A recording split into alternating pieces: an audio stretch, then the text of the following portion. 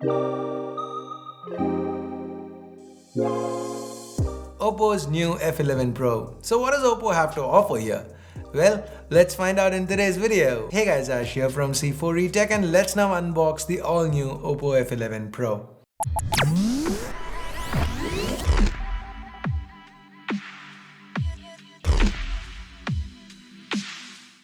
If you do end up liking this video, please don't forget to turn on notifications by hitting that bell icon. So this is the box that the F11 Pro comes in. Let's cut through the seals and open up. As is the case with most phones today, we get a box inside the box. Here we find the SIM ejector pin, a soft case, and some regular reading material. Setting them aside, let's get to the OPPO F11 Pro. Peeling all that plastic off, that green back, it looks gorgeous, stunning. Let's put the case on it and get back to it in a minute. So what else is there in the box? A green micro USB cable. Yep, it's still micro USB, which is sad. We then have the Apple EarPod style earphones and that massive charging brick. Now that's a 20 watt VOOC 3 adapter. So first impressions, the F11 Pro does look great, but it also feels a little heavier than expected. There is a 4000 mAh battery inside, so that's something. Now we have the green variant here of the F11 Pro, and trust me, OPPO has managed to make a unique looking phone here with this blue-green gradient. You know, it's a lot more subtle than say something like the OPPO K1. The raised cameras to the back have a gold trim around them. The fingerprint scanner is also present here. On the upper edge, we have the motorized 16 megapixel shooter that pops up every time you want to take a selfie. Here we also have the secondary noise cancelling mic, and to the right we find an accented power button as well as the SIM tray. The volume keys are present to the left, and the headphone jack, primary mic, the micro USB port along with the downward firing internal speaker are located to the bottom. Now to the front, we have a 6.53-inch Full HD Plus panel. There's no notch here thanks to that pop-up camera. The earpiece, it's a very tiny slit up top. The screen to body ratio seems quite high. The media experience should be pretty immersive. So externals check. What about the internals? The OPPO F11 Pro is powered by the Mediatek Helio P70 chip. It also comes with 6 gigs of RAM and 64 gigs of onboard storage. The hybrid SIM slot does provide for further expansion. Now we've seen the Helio P70 in the past and it's quite a solid performer. Even now recently on a Realme 3 versus Note 7 speed test, we saw how well it performed.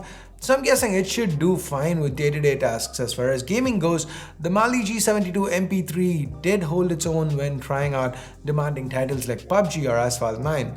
As always, we have a game mode in here, and this is the new and improved ColorOS 6 that's built on top of Android 9 Pie, so there are a ton of new features included.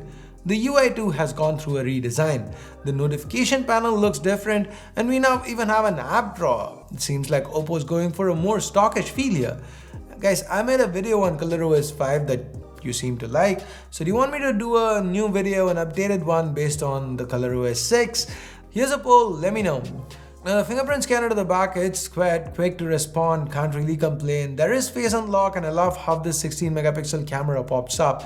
The transparent sides, they make it look very attractive. The selfie camera also produces reasonably good results.